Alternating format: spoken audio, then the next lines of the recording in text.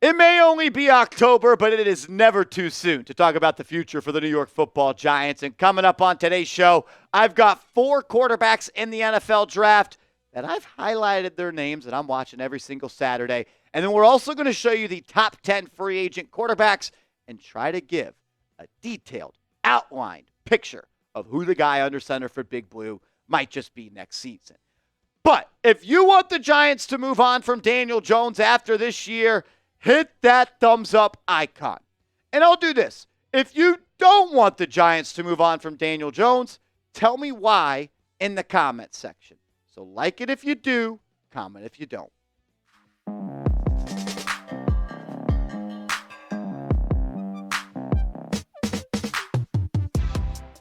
You're watching Giants Now by Chat Sports. I am your host, Marshall Green. I appreciate every single person that clicks on today's video as we break down who might be the signal caller at the line of scrimmage for Big Blue next season. And look, it is 100% time to move on from Daniel Jones after this season.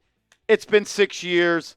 He's shown us who he is, and he is a guy that can keep you in games. He is a guy that can be your quarterback that wins games, but he's just not a guy that can consistently win football games. And I don't believe he could be the quarterback on a team that wins a Super Bowl. And I think that's the only thing that matters. And on top of that, the contract. Look, the Giants, if they move on from Daniel Jones after the season, they save $19.3 million. That's a lot of money. He's on the team next year. He has a $41.6 million cap hit. Think about it like this. The New York Giants, with Daniel Jones on the roster, are projected to have $44.6 million in cap space. That would be the 18th most in the National Football League. Add the $19.6 million if you cut Daniel Jones, you would have nearly $64 million in cap space to work with. That is a lot of cheddar. And look, you don't want to build your team exclusively through free agency. But I think we could agree that the New York Giants are a team that lacks top-end talent. And I think that you could go out and get some top-end talent in free agency, but more importantly, plug some holes on this football team. You want to have a team that's built with multiple ways through the draft and free agency. Where the Giants are at right now, you could definitely sign some good players in that free agency of 2025 class with nearly $70 million in free agency. All righty, my top quarterbacks for the 2025 New York Giants. And I'll tell you this, there's one guy at the top, and then there's a gap between everybody else.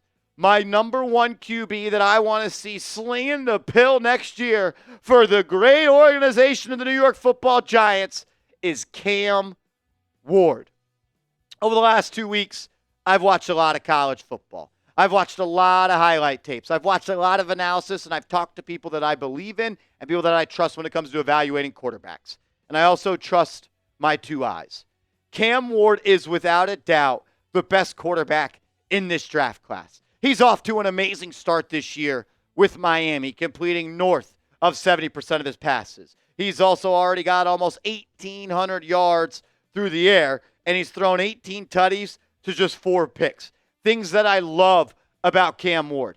His arm talent is unmatched. He makes big-time throws. He throws the ball at an unreal rate down the field, and I think he's got the most pop in his arm of any quarterback in this class. I believe that he is someone that will step in and have a top 10, top 12 arm in the National Football League. His deep grade throwing the ball down the field is amazing. His average depth of target, 9.6 yards. So he's not just dinking and dunking. He's throwing it over. He can find a way to be excellent when the pressure is coming on to him. He's got a good pressure to sack conversion rate. He doesn't really turn the ball over either. Only 2.5% of his plays are deemed turnover worthy. And I'll take it as far as to say that Cam Ward is a perfect fit for a Brian Daboll-led offense. He throws the ball to every pocket of the field. He can touch every blade of grass. And where does Brian Daboll like to throw the football? Over the middle of the field and in the intermediate range. And that is where Cam Ward thrives. So that blue line you see is the line of scrimmage. That yellow line you see is 10 yards down the field, then 20 yards down the field. Cam Ward has completed 19 of 31 throws on 20-plus air yards for 8 touchdowns. When he targets the middle of the field, 20-plus yards down the field, he's completing 11 of 12 throws for 325 yards, 5 touchdowns, and an NFL QBR of 158.3. He has an unreal arm. You want him to throw that deep ball, he could do that. You want him to throw a seed over the middle of the field at 13 yards, he can do that. And let's talk about how cool, calm, and collected he is in the pocket. He's a leader, he is an alpha, and he is a dog. I'm calling him Cam Marino because the way he holds on to the football and he's not afraid to trust his arm and throw a cover 2 hole shot is unbelievable. We're talking about from the opposite hash, throwing to the opposite numbers, and a cover 2 hole shot. I've watched every snap of Daniel Jones more than 3 times in his career. I have never once seen him do that. My next quarterback that I'm looking at this year is Quinn Ewers. And I will say I am a little bit biased for Quinn Ewers. I've known him since he was in high school. I covered him when he was a junior in high school. I got to interview him. I got to talk to him. I got to know him a little bit. And this dude is a big-time gamer, man. This guy loves football. He competes. And like Ward, he's got a special, special arm. One thing about Ewers is he is someone that I think rises and sinks to his competition, meaning when it's a big game, when he's got to make big-time plays, he's going to do that. Also, other times, I feel like he plays down to his competition. He's kind of got a little bit of an Eli Manning in him where it's like, holy shit, what a play by Quinn Ewers. And it's like, holy shit, Eli, it's year 12. Why are you still making rookie mistakes?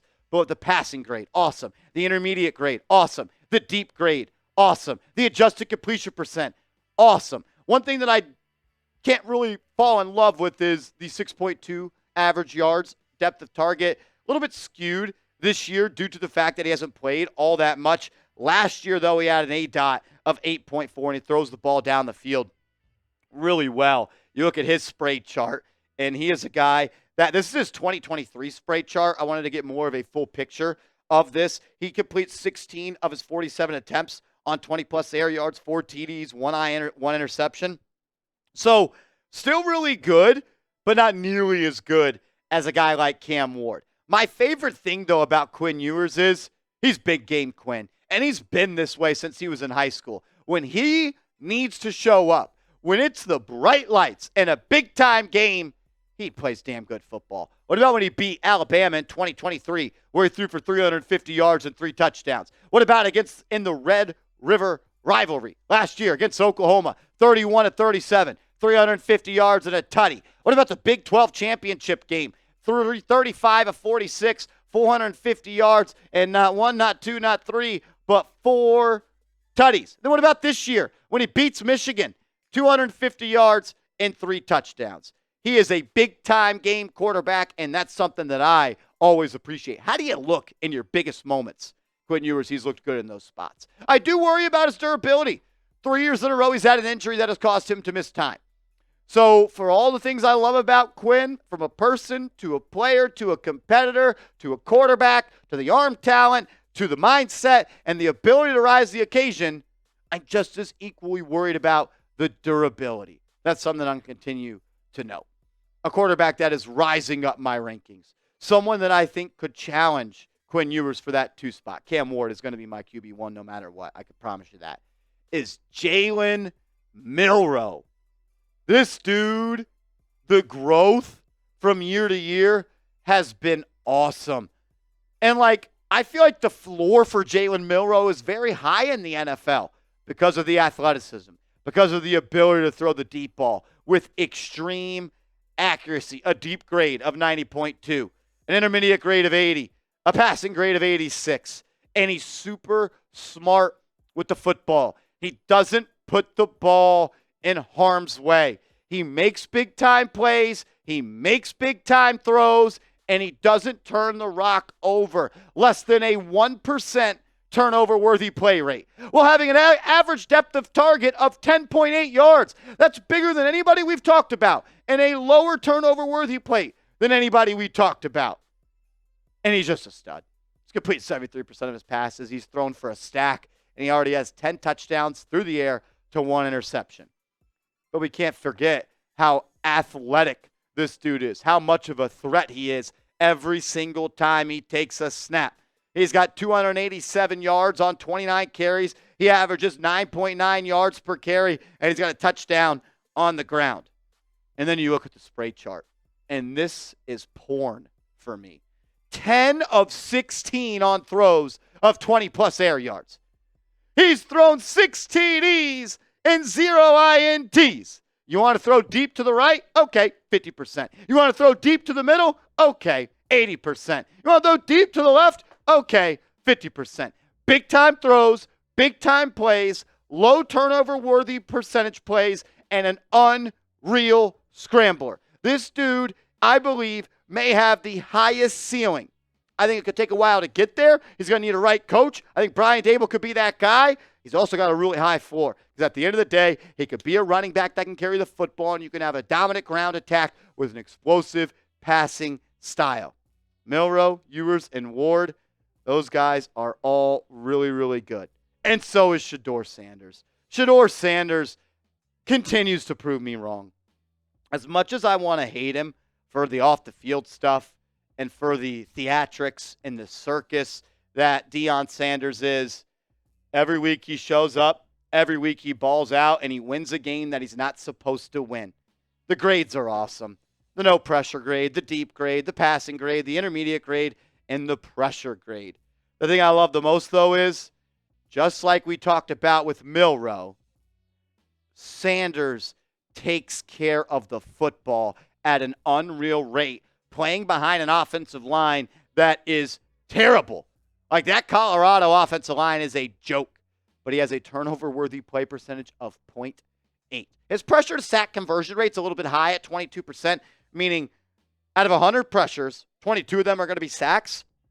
I'm not going to blame that more so on the offensive line for Colorado compared to a problem with Shedeur Sanders. This guy has been really good, ladies and gentlemen, this year. 70%, 1,600 yards, 14 touchdowns, and 3 INTs.